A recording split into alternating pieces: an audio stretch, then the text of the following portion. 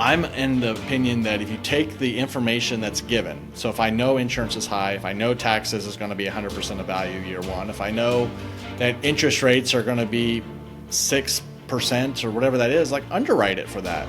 Welcome to Spur Equity's Spur Your Wealth podcast, your ultimate guide to passive income through real estate investing. Join us as we together discover the secrets of building wealth one passive investment at a time. From expert insights to inspiring success stories, this podcast will inspire you and empower you to take control of your family's financial future so you can live life on your own terms. Hi, everyone, and welcome back to another episode of Spur Equity's Spur Your Wealth podcast. I'm your host today, Budham Singh from Spur Equity. And on our podcast, we aim to bring successful investors and experts and thought leaders on the show to share their story and their secrets to investing so we can all stand to benefit from their experience. And so today, on today's episode, we have Wayne Courreges III with CREI Partners. Wayne is a U.S. Marine veteran, and he began investing when he bought his first property as a Marine back in 2003.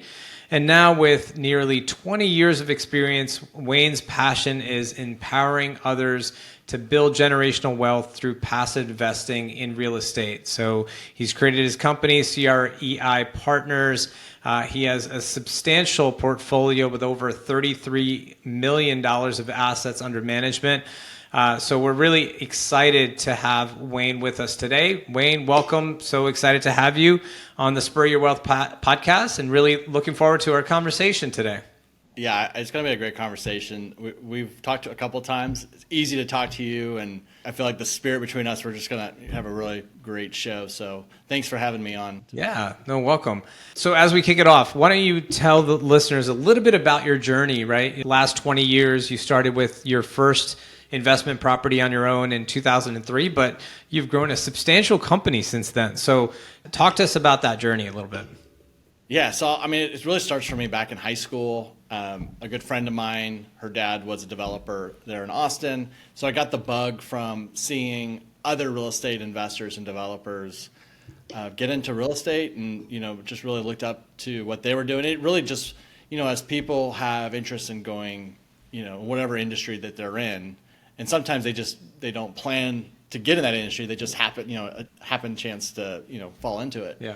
But, I looked up to this person and got into it. So when I joined the Marine Corps, I always knew that I wanted to get into real estate. It's just always been on the back of my mind since, seeing their success and their involvement with it.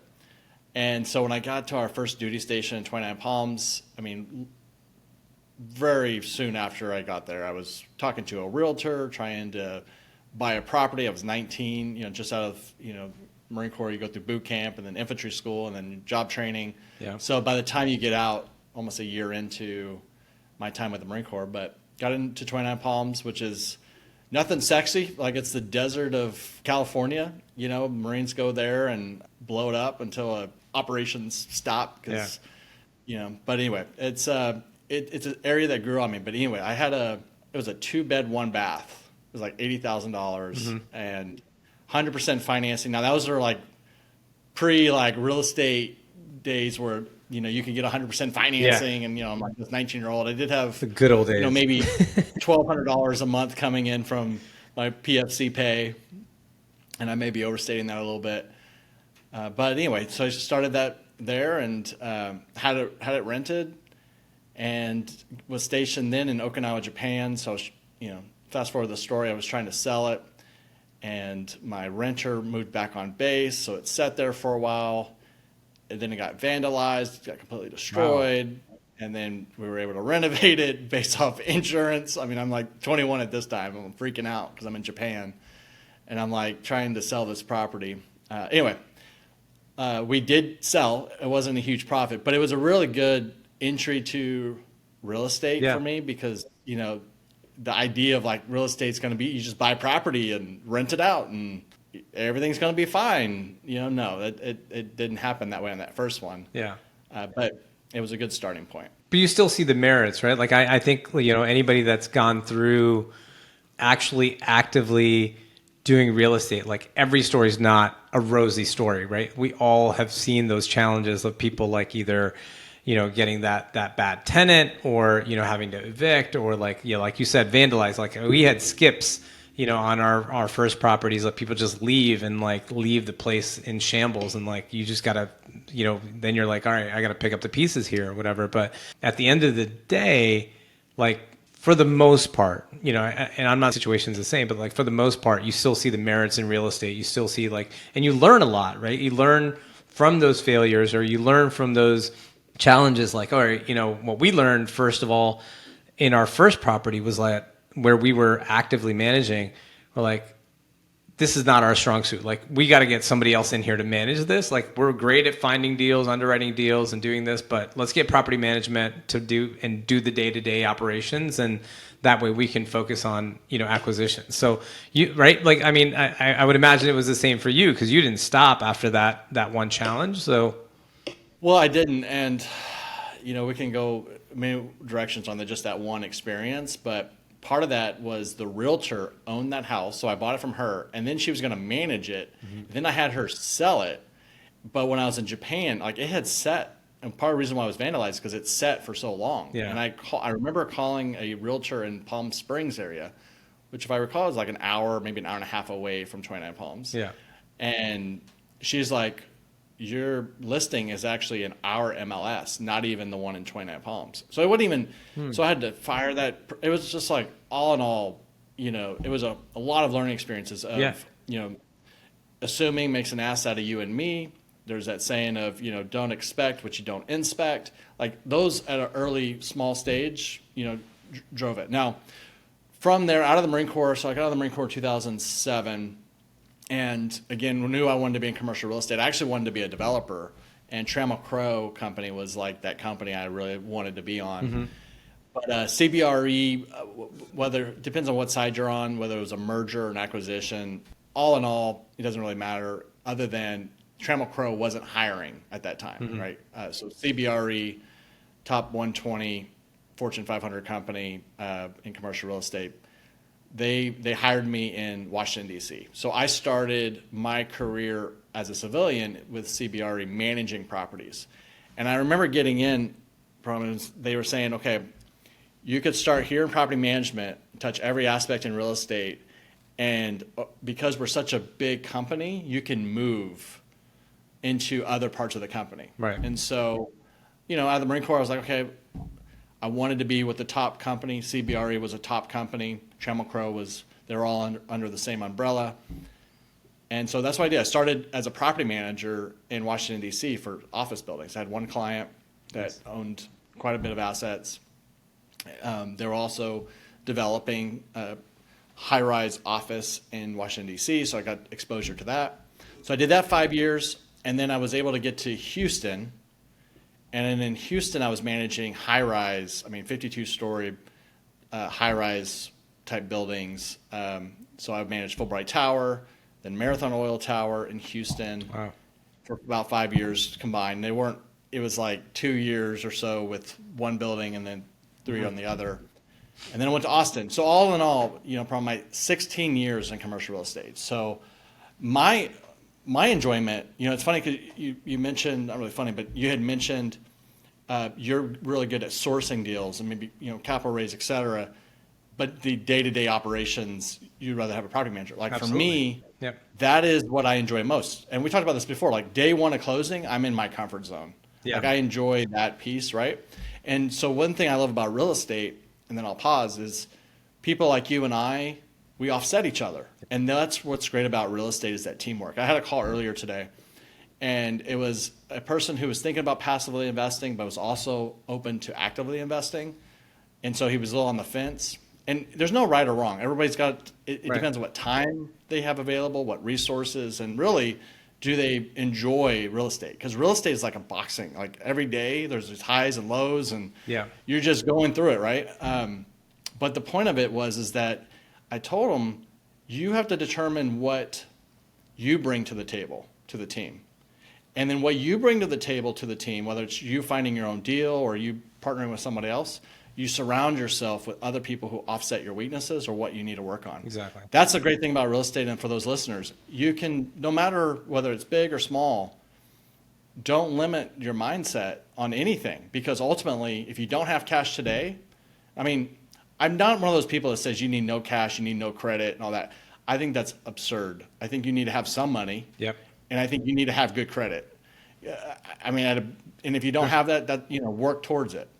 But I do think, hey, I don't have a net worth of $12 million, but yet I'm buying million plus dollar assets, but I'm bringing people that have that net worth or the liquidity or whatever it may be. So Right. I'll pause there. There was a lot in that one. Yeah, I mean, I think, and this is a common theme that we see, coming up in these conversations is that, and Rav and I will say it as well, like we couldn't be where we are today had it not been for partnerships, right? Like our first syndication deal was, an expert sponsor that basically took us under their wing and said, hey, why don't you want to learn, you want to do this stuff, you don't have that much experience, but let's see what you can offer. And so we brought something to the table from, capital and a little bit of asset management, like just to be hands-on, right?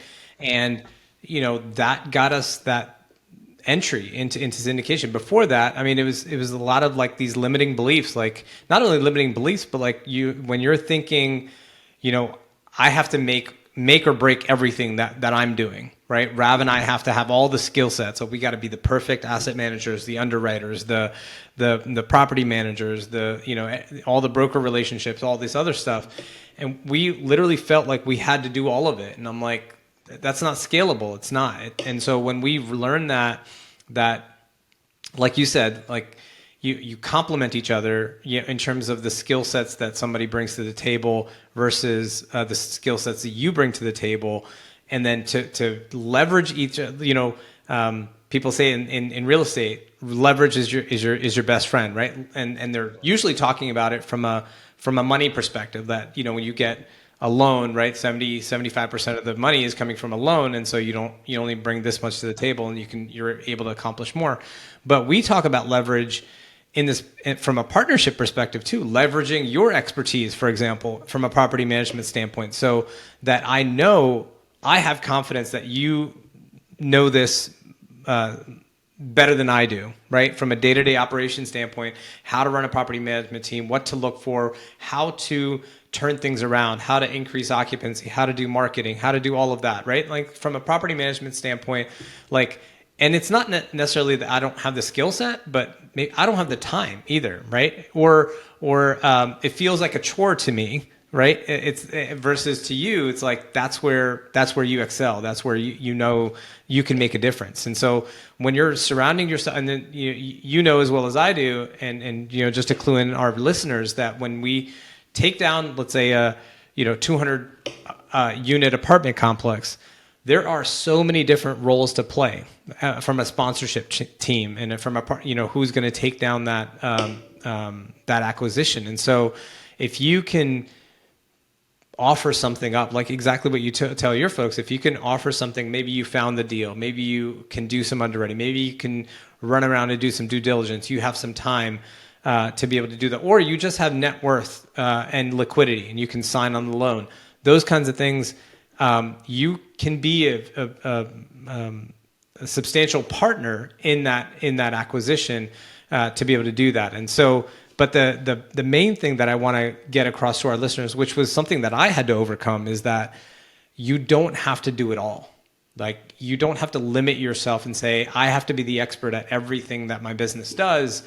No, you don't. You have to leverage other people's expertise, let them guide you, let them, offer that expertise to be able to take you to the next level. Agreed.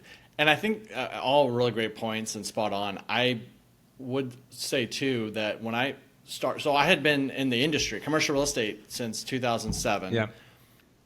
It was until 2019 that I realized that it's not just rich people and institutional companies doing this. I mean, I was in the industry but had my horse blinders on Yeah. of what was really happening. So 2019, I was like, oh, I'm making these people really wealthy and they're paying me well. Like was very blessed, with the income and everything. And that was good. But I had this itch of doing something more. Yeah. So that's why I started learning about syndication. I got a mentor, et cetera. But that's for people like us that are crazy about real estate. And I keep going back to, like, it's not rosy. It's tough. There's things that every day you're dealing with, which isn't even if you outsource to property management. I'm still in touch with my property management almost daily. I'm going out to Lafayette, Louisiana tomorrow to meet our team and get an update on construction, et cetera, there. We have our weekly asset management calls for one of my properties today at 4:30. I'll be at daughter's gymnastics while I'm on the call. Wednesday, I've got another call with asset. Like, it's a lot of time consuming. So the pivot to that is sometimes I wonder, like, why am I not just a passive investor? And the reason is because I'm sick in the brain of, like, I love dealing with toilets and tenants and termite. Like, I enjoy that. That's what I've been Bless you. groomed to do. Right? Yeah. But there's a lot of people, like my investors, are majority accredited investors. So they're, have hit a financial threshold that the government SEC determines that makes you accredited. So most of our investors are accredited and they really enjoy what they do. That's another thing that I scratch my head on is we have a lot of people out in the market saying, quit your W-2 job or get this. Like, most of my people are, like, happy with what they do. They enjoy going to work. Yep. They just don't want to do real estate. They want to have the exposure on their investments to do real estate and get the tax advantages and the passive income, et cetera. But they don't want to be doing what you and I are doing on an active side. Yeah. So as I mentioned earlier, there's not a right or wrong, but just determine where you are. And if you are a passive investor mentality, like you enjoy what you want to do, or you want to not work. I mean, there are people who just don't want to work at all. And there are people, I have one investor, he's getting over $80,000 annual in income through our investments. And it comes in, some are on monthly and some are on quarterly distributions. Now, he's invested a hell of a lot of money, but he's also getting a really solid return. Yeah. And then when he gets his K-1 taxes. So there's not a right or wrong on which path you go. It's just determining what fits what you want to do, given, what excites you at that time. Exactly. And then jump all in. I mean, even for me, like, I was working a corporate job for 24 plus years. And my thing with real estate was I knew that this was an avenue for me to do that, to do exactly what you said. Like, I didn't see myself keeping, climbing that corporate ladder. And I needed a break. I wanted to get my time back. So, like, real estate was a vehicle for me to actually do that. But in the meantime, when you're doing that, I mean, it doesn't happen overnight. And so for several years, it was like I was doing my 40, 50 hour a week job. And I was spending 20 hours a week on real estate, like, managing our small and mid-sized multifamilies. And, it got to a point earlier this year where I just couldn't do it both, right? And so I had to make a decision. And so I knew that real estate was my avenue and I have to kind of support that. And so I made the switch. But exactly right. Like, I personally, even now, like, I'm doing real estate, I'm, managing Spur Equity, and we're doing what we're doing. But ultimately, in a few years, like, I just want to be a passive investor myself, right? And so I want to be able to just, lifestyle investing is what Rav and I kind of call it, is that, I want to invest so it sustains my lifestyle, and that's it. Like, we don't, looking to do this full time forever, right? Because again, we're trying to buy that freedom back. But yeah, we talk to our friends, our family, who are exactly what you said. They're physicians, they're business owners, and they enjoy that. That's what their life is. But they know they need to invest in real estate, so they're largely passive from that perspective. They don't necessarily want to switch over to real estate, but they know they should be investing in real estate from a generational wealth perspective. And so that's kind of who we attract, I guess, right? Again, so this lifestyle investing, so that way you have this supplemental income coming in. And so if you're working because you want to, not because you have to. And that's Get you have that choice. Yeah. That's huge. Yeah. I agree. I similar to you, Pram, like, I left. So I started my company in 2019. It got to a point earlier this year, 2023, that I was I was struggling to keep up with everything. And it's not like I hated my day job. I actually really enjoyed it. My Yeah. team was great. My client was great. Like I have no, on paper problem, I'd be like, why am I leaving? But ultimately I couldn't do both. And my desire was to go more active on real estate because I built it up just like you. We sacrificed. Yeah. And it is a sacrifice. You're doing 2 jobs at the same time, plus balancing family and friends and, church, other things. It's a lot. Yeah. It's not a get rich quick, I'm going to join this mentorship program and we can go down that rabbit hole. But I was at a conference earlier this year and I was sitting next to someone and she had mortgaged out her house. She had paid off her house. She had mortgaged her house to buy into a mastermind. I'm like, what? No, no, there's plenty of podcasts and books, podcasts like yours. Like there's a lot of that. And if you want to meet people, you don't have to spend $40,000, $50,000 to do it. Now, if you have the funds and you're not mortgaging your house to do it, and you realize that there's risk, like most businesses do fail and all that stuff, it's like, yes, but I don't know. There's a lot of great people wanting to get into this business, but for the most part, I want to say there's good people in our industry, but there are people that they get more money off their education mentorship programs than they do actually making money in real estate. The deals, right? And so I'll caveat that, like I'm a big proponent of, we're huge proponents of education, right? To definitely educate yourself before you take action on anything, right? To be able to know the ins and outs, but not to the point of analysis paralysis, right? Don't just sit there and analyze. Like at some point you got to jump in and do something. You and I are part of masterminds. That's how we know each other. So there's value in that. But then at the same time, we live in an age where there are so many resources that you can tap into, right? On YouTube, on Instagram, on podcasts and things like that, where, and that's the other thing I found is that people are so willing to share, right? That because there are a couple of reasons. One is, genuinely they want to help people to not hit the same hurdles that you did. But secondly, because we live in, this industry has this idea of abundance. There's plenty of deals out there. It's not like we're scrounging for deals. But the other thing is like we can do more together. So like, in other industries, you and I would see each other potentially as competitors that, hey, yeah, we go after the same type of projects. And so I got to beat Wayne and get the deal before he does. But no, like I've had so many conversations with people like, hey, I know we put an LOI on the same project. Why don't we buy it together? Right? Like we've had those conversations. I'm sure you have as well, that rather than competing on a project, why don't we go in and actually purchase it together? And that way we can manage it together as well. Again, your values have to align. The people that you partner with, definitely know who you're partnering with, because there are a lot of people that will take advantage of situations. But by and large, I've seen a lot more collaboration in this industry than competitiveness. It's a nice balance. And so I find that's very helpful for somebody that is wanting to start out and get involved in real estate.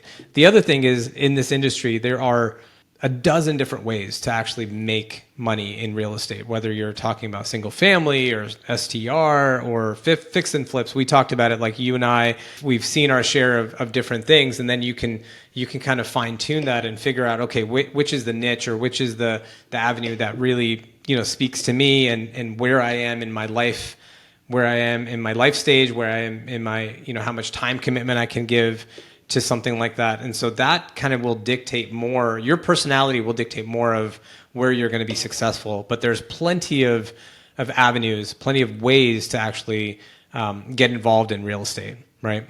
You're right. And I would say too, you mentioned like everybody's got their sphere of influence and we're not competing over each other in a way that other industries are.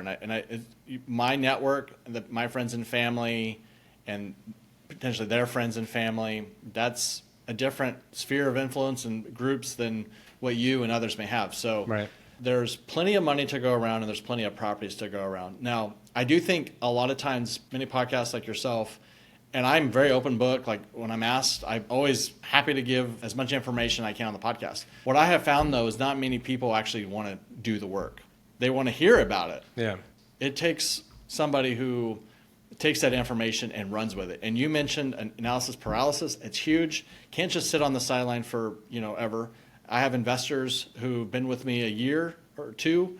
They're starting to invest, which is exciting. And I've got some that just want to wait for that perfect deal. Yeah. And in my mind, especially now we're in October 2023, there is definitely some blood in the water, where last year or 2 years ago, the blood in the water was from sponsors all going after the same meat. Thing, yeah. Now it's like there's tons of meat and they're just starting to bleed from debt and insurance and taxes, et cetera. So it's a good time. I mean, no matter what time or what cycle in real estate you are in, I'm in the opinion that if you take the information that's given, so if I know insurance is high, if I know taxes is going to be 100% of value year one, if I know that interest rates are going to be 6% or whatever that is, like underwrite it for that. Yep. Ultimately, sellers will have to make a decision if it works or not for them.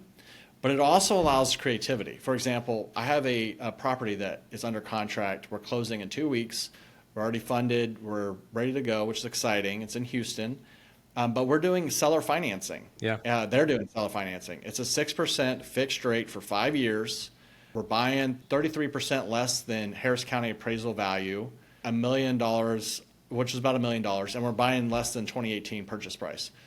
All that said, it's like, why would the seller be interested in selling it? One, they need to for their fund, because their fund's coming to an end in their cycle. Yeah. But two, they're still making $160,000 in income each year by being the finance person, or being the bank, in essence. So it allows creativity. And when other people, like, I love it from, like, when I go to these conferences and, like, everyone's like, doomsday, like, button it up, like, don't be going buying other stuff, like, make sure your stuff is, and I agree, like, make sure your stuff is tightened up, like, and you should do that regardless, like, exactly. Like, it's not like, and that, like, when a general comes on site or a colonel, whatever, like, you don't then just start buffing your floors and getting things ready. Like, no, you're always ready. Like, you always are prepared. Like, that's this mentality. So, like, for us to not have good asset operational management anyway kills me. But what is even more exciting, and I get super excited by this. I'm like, yes, tell all your friends and family, don't buy real estate, please. And in the background, I'm working with brokers off market and finding these opportunities. I'm working direct with sellers. I'm doing all the grunt work that's not sexy, but gets you those opportunities when nobody else is wanting to do it. Looking, we've been sitting in the sidelines. I hope 3 to 5 years, maybe 7 years, I got a little longer term look. Like, hopefully it all, there's risk in real estate. So I'm not saying like what I'm doing is like going to be amazing or, come up. But at the end of the day, like, I believe that real estate is a strong asset class. I believe that it doesn't take an Elon Musk tweet to grow my value of my asset or devalue based on thoughts that have no bearing on what's going on with my tenants in my particular submarket. So anyway, you can go on a little bit on that, but it's just an exciting time to be in real estate. And hell, 2 years ago, it was an exciting time to be in real estate. I didn't buy a lot. It's always a good time. So that's the thing that I feel like, 2 years ago, there was so much money chasing product that there was a frenzy. Now I feel like, yes, the deal flow is less, there's less deals out there, but the opportunity is still there. And in fact, there's less deals to sift through. I don't know if you remember, but back in, 2 years ago, 3 years ago, there's so much coming that we had to like underwrite and like sift through and figure out which one's going to make sense. We actually have less to sift through now. And so the opportunity is always going to be there. But like you're saying, underwrite it for reality. Don't take the seller's pro forma or the broker's pro forma as word, right? Like, definitely bake it into reality. But there is opportunity there, especially if you can weather the storm that we're in for the long term, because real estate is a long-term thing. So if you can weather it, to get us over, where we're currently at, and still come out whole, that's going to be the success story, right? That you want to be able to tell at the end of the day. So that's how we view 2023, 2024. We did 2 deals already in 2023 when people were like, I'm going to sit and wait. And we're probably going to do at least another 1, maybe 2 funds before the end of the year.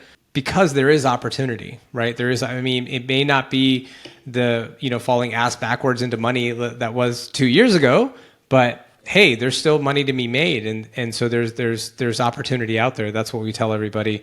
I mean, because what's the alternative, right? Yeah. You can now you're getting what, like a 4 to 5%, money market or whatever, which is great. Like if you're happy with that, content with that, great. But if you're looking to hedge against inflation, for example, and those things, then real estate is still the vehicle. You just got to find the right deals and find the right sponsors, find the right partners that are taking this seriously, right, in today's reality, essentially. Yeah.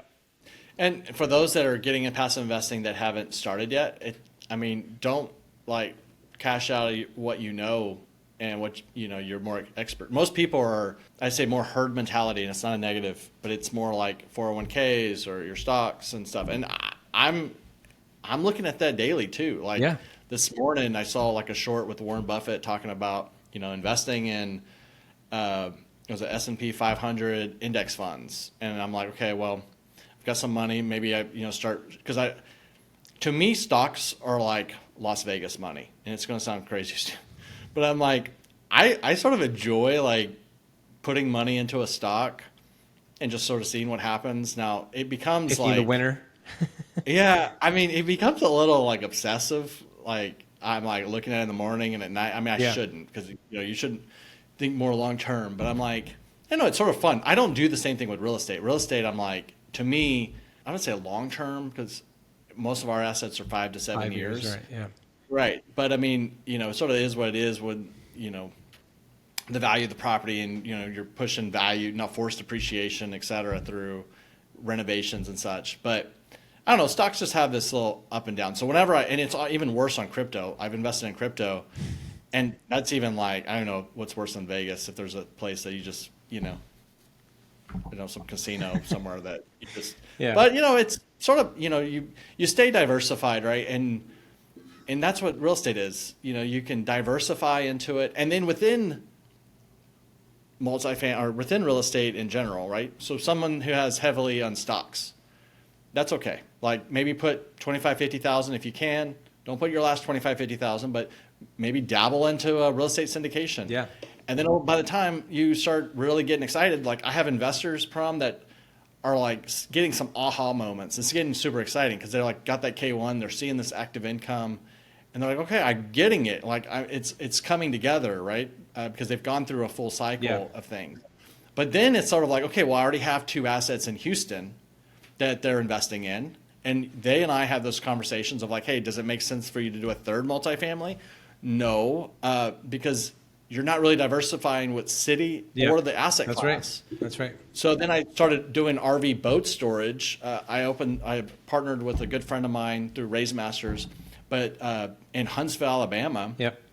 We brought in capital and system with asset management. And I'm like, this is an incredible asset class. It cash flows, and the operational efficiencies are insane. And we go on that if you want, but made me think about like a development here in College Station where we're based out of. It's like there's not a lot of that particular niche storage. So then those investors who may have been overexposed in multifamily in Houston, where I primarily buy multifamily, now they're branching out a little bit on storage. And then before that, from like we're doing build to rent communities. That's why tomorrow I'm going to Lafayette. So for those that don't know about build to rent, it's like horizontal multifamily, single family homes. In our case, it's 98 single family homes, all 3-bed, 2-bath. And we're renting them and managing them like we would a vertical multifamily. Yep. They're just individual homes.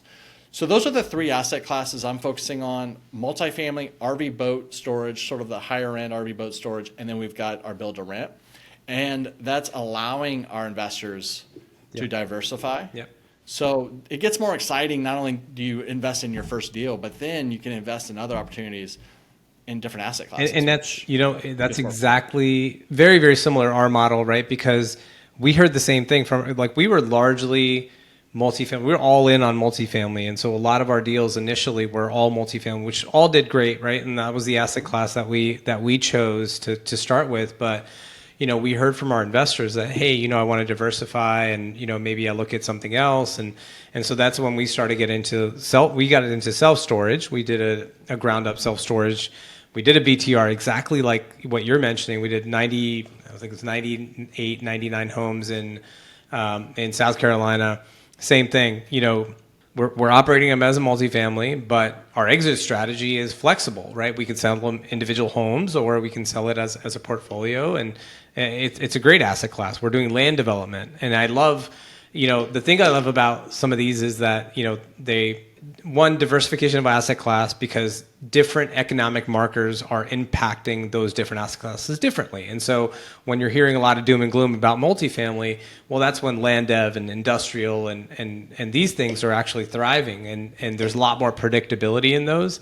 And so we've seen a lot of positivity from those diversification in asset class. And like you said, diversification in the market itself. Like Houston, Dallas, we're all over Texas, but then we did, a bunch of stuff in North and South Carolina. We're doing a bunch of stuff in Phoenix. So again, you're diversifying in terms of market. So yeah, exactly the same strategy that we tell our folks to do in the stock market and funds and those things, and diversify. Same thing you got to do with real estate. Like, don't put all your eggs in one asset, right? Right. Yeah. So the syndications allow you to do that. So that's definitely key for us as well. Yeah. And I think you hit on good points, because we talked about market diversification and maybe asset class diversification. Now, a lot of people are not too happy with multifamily right now. For my investors, we're not sellers today. So Yeah. I just tell them we are continuing the business plan, and we're sellers, when the market, improves. And we have debt that also allows for that. I mean, that could be a whole other conversation of itself. Yeah. But the other thing, for those that are listening in, and this is, it's so fun to talk about this stuff, because if you can compare it to what y'all know about stocks, and not try to overcomplicate this. So there's the value stocks, there's the growth stocks, et cetera, right? Mm-hmm. It's a similar in real estate. So depending on where you are in your career, I'm 38, and at 38, I don't really care as much as cash flow. I like cash flow, and I'm full-time in real estate, so cash flow is good, but I would rather have 2x, 2.5x multiples over a 3 to 5 year period. Yep.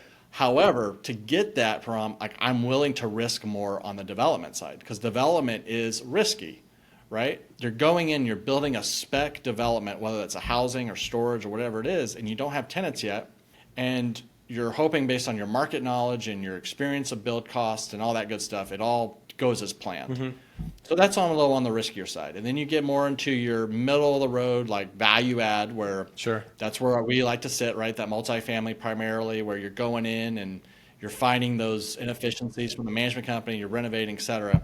That sits there. But then you get in your core assets. And that's where I sat mostly for 16 years with CBRE, is mostly the institutional people want to be in your core asset classes. Mm-hmm. Your predictability, their core markets, maybe downtown or very close to downtown, they're 1990 or newer build, et cetera. And those have the lowest returns, because it's a safer asset class, Stability, or, right. it's Yep. stability, but it's all about cash preservation for them. It's, maybe they're getting a 2-3% rate of return. Yep. And in some cases, or hopefully a lot of cases, when they sell, they're getting a lot of the upside, for their investors. Yep.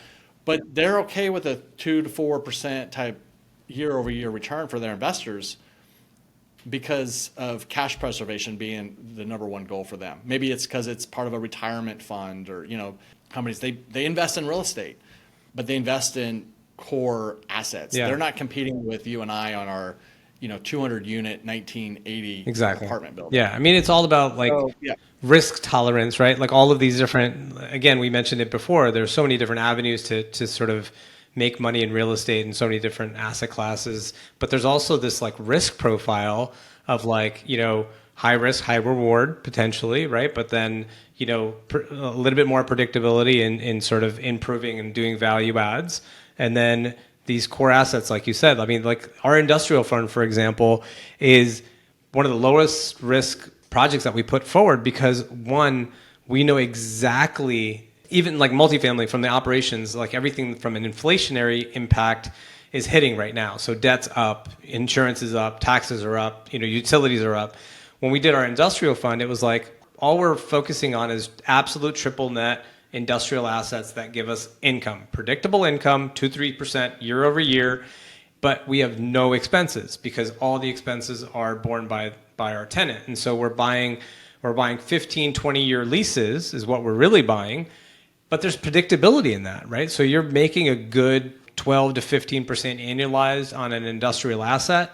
Yeah, it's not the 20-25% that we saw in multifamily a couple of years ago, but where are those today anyway, right? But so industrial gives us that predictability, knowing that like it was a hedge against inflation because we're not going to have any inflationary pressure on our expense because we don't have any expenses. So absolute triple net industrial with successful companies that are not struggling. There's corporate guarantee. But again, it's risk tolerance do you have as an investor, right? Like you said, don't invest your last $50,000 on something that's high risk. But if you have more to invest, you have these different types of projects within real estate, even within syndications and funds that will align to your risk tolerance and your risk profile as well. And so that's what we aim to do.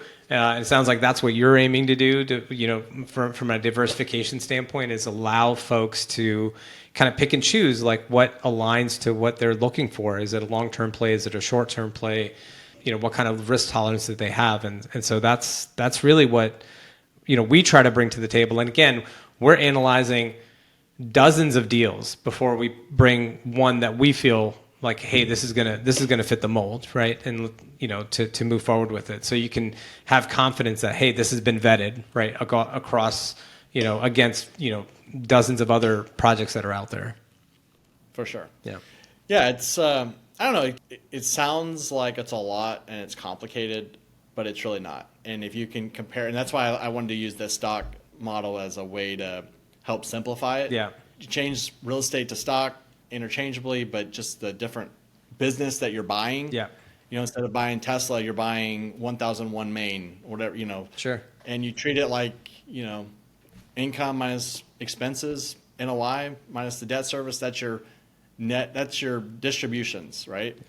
So, I think it just, earlier on in the podcast, we talked about it's not a right or wrong way where active or passive, but if you're going on the passive side, getting your feet wet, not always just sitting on the sidelines and not just timing the markets. Like I would bet on the jockey every single time than the asset, right? Yeah. And then another thing too, probably we didn't really talk about, and I want to be respectful of time, but they also like what jockey that you're investing with is actually going to be making day-to-day decisions, right? Yep. And so those questions of like, hey, I'm investing in ABC company. Well, does ABC company, are they the manager of the entity? Are they making those decisions when, there's ups and downs or there's executive decisions that need to be made? Right.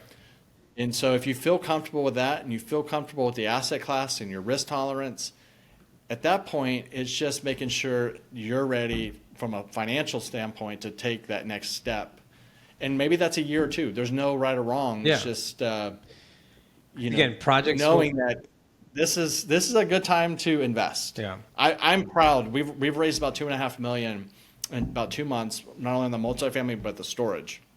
And I'm excited for our investors because they're not just sitting back. They're not just waiting until something happens in 2024. Now, something is going to happen in 2024, and there's going to be opportunities for them to reinvest and such there. But there's no better time to invest than today. Yeah. If you are, as we talked about earlier, taking today's economics of what's going on today and forecasting maybe out and making those deals when nobody else is, not as many people are going after them right now. Well, great. Yeah, this has been a great conversation, Wayne. I wish we could keep talking. As you said, this is great. I love it. You love it. It's evident, right? But so as we wrap up, is there any kind of final thoughts that you'd like to share with our listeners, and also, if folks want to connect with you directly, what's the best way to do that? Yeah, I'll take you out to my website, CREIPartners.com. Again, that's CREIPartners.com. Tons of information. We also have a podcast. We get promo on that very soon for our listener base. But we also have ebooks. We have blogs, etc. But also there's a link to our investor portal where you can sign up. And then there's also a passive investor coaching program, because a lot of people, they don't want to wait a year or so doing meetups and podcasts. They want the 5-hour, let's get deep in the weeds and make y'all sophisticated as quickly as possible. Yeah. So on my website at CREIPartners.com, there's a link under education for that, passiveinvestorcoaching.com. And here to be a resource and help however I can to your listeners and to y'all as hopefully future partners. Great. No, thank you so much, Wayne. I really appreciate you taking the time today to spend with me and our listeners. So thanks for sharing your story. Really, and I welcome. I'm looking forward to being on your podcast, but I want to welcome you back on, because I want to get a little deeper into this RV and storage that you've been looking at in a couple of different projects. So I know that we have more to discuss on that. So I think that our listeners would find that really beneficial. I would find it beneficial as well. So love to have you back on for more detail discussion on that. But thank you so much for sharing your time today. I appreciate you all having me on, and y'all have a great rest of the day. Great. And for our listeners, thank you for tuning in to this episode of the Spur Your Wealth podcast. Again, I'm your host, Budham Singh from Spur Equity. Remember that your journey to financial freedom begins both with knowledge and action, where knowledge is power, but action is a superpower. So until next time, happy investing. Thank you for joining us on this episode of Spur Your Wealth podcast. We hope you enjoyed the valuable insights and inspiration. Don't forget to subscribe to our podcast and stay updated on future episodes filled with actionable tips and strategies. If you want more information about our investment projects, visit us at spurequity.com. If you have an inspiring story to share and would like to be a guest on our podcast, email us at podcast@spurequity.com. Until next time, happy investing.